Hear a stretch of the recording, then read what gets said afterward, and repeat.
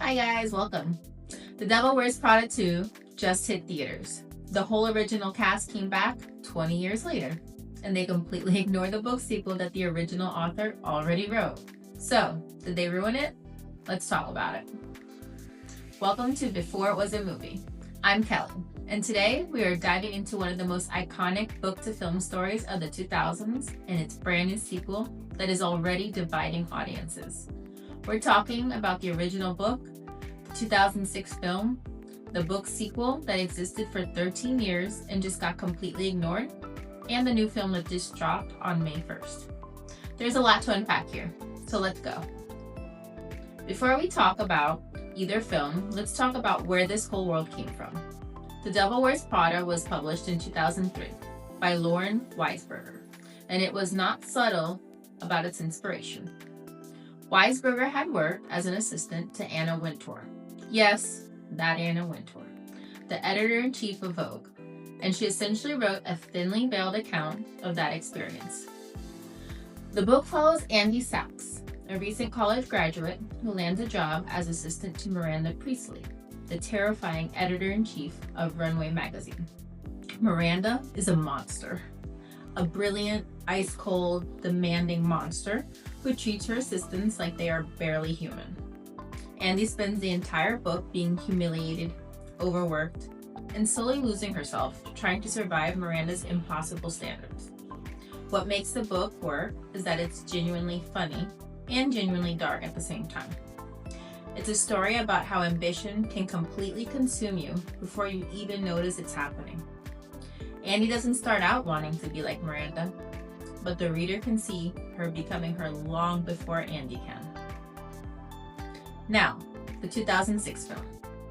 And honestly, the first film is one of those rare cases where the adaptation is as good as the source material.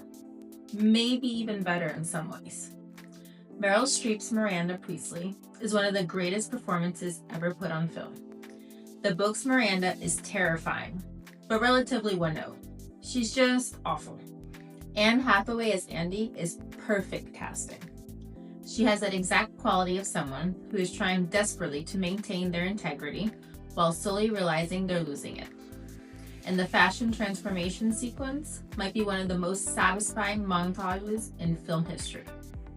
The 2006 film also made some smart changes from the book. It softened Andy slightly and gave Miranda more dimension. The result was a film that worked as a pure comedy and as something with real emotional weight underneath. What the film got absolutely right, the ending. Andy walking away from Miranda, catching Miranda's eye through the car window, Miranda giving the smallest almost smile. Perfect, earned, true to the spirit of the book, even if the details differ. Now here's where things get interesting for anyone who follows the books. In 2013, 7 years after the first film, Lauren Weisberger published a sequel called Revenge Wears Prada, The Devil Returns. It picks up almost a decade later. Andy and Emily, her former nemesis and co-assistant, have joined forces to start a high-end bridal magazine called The Plunge. Things seem great until Miranda Priestly inevitably comes back into their lives and everything falls apart spectacularly. The book exists. It has been out for 13 years. The author of the original story already told us how she wanted these characters' lives to continue. And the new film completely ignores it. Different plot, different setup, different version of where Andy and Miranda are in their lives.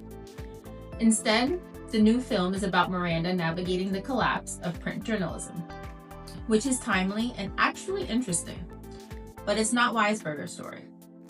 It's a brand new story written by screenwriter Aline Brosh McKenna, using Weisberger's characters. Now, I want to be careful here because I think there's a legitimate argument on both sides. On one hand, the author's version for these characters matters. Weisberger wrote a sequel. It exists. Using her characters for a completely different story raises real questions about whose story this actually is. On the other hand, the 2006 film is dealing with a media landscape that Weisberger couldn't have predicted in 2013. The collapse of print journalism, the way fashion media has changed and evolved, Miranda's relevance in 2026 versus 2013. These are genuinely interesting things to explore and arguably more resonant now than what Revenge Wears Prada covered. But here's my actual take.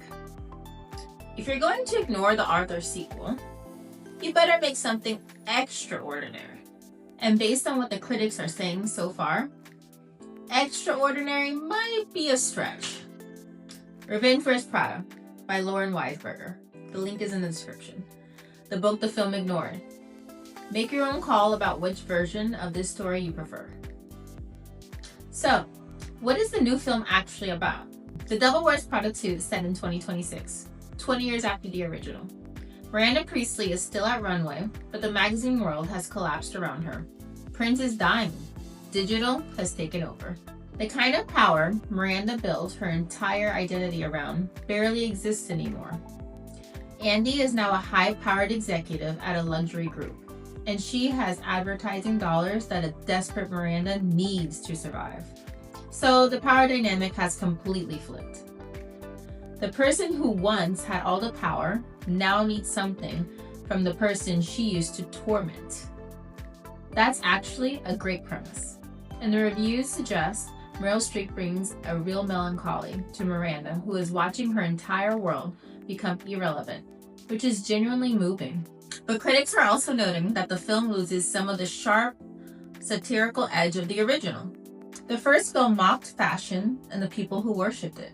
The sequel seems almost protective of it, which is either a mature evolution or a toothless retreat, depending on how you look at it. My honest take?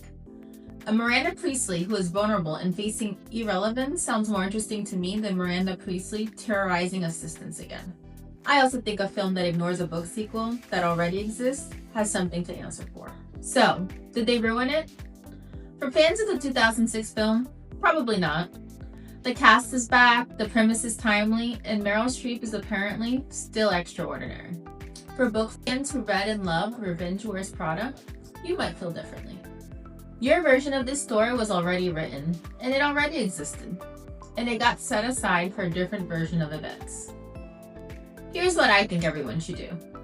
Read both books before or after you see either film. The original Devil Wears Prada holds up completely, and Revenge Wears Prada gives you Weisberger's actual vision for where these characters ended up. Then you can decide which version of their story you think is better. That's exactly what this channel is for. Have you seen The Devil Wears Prada 2 yet?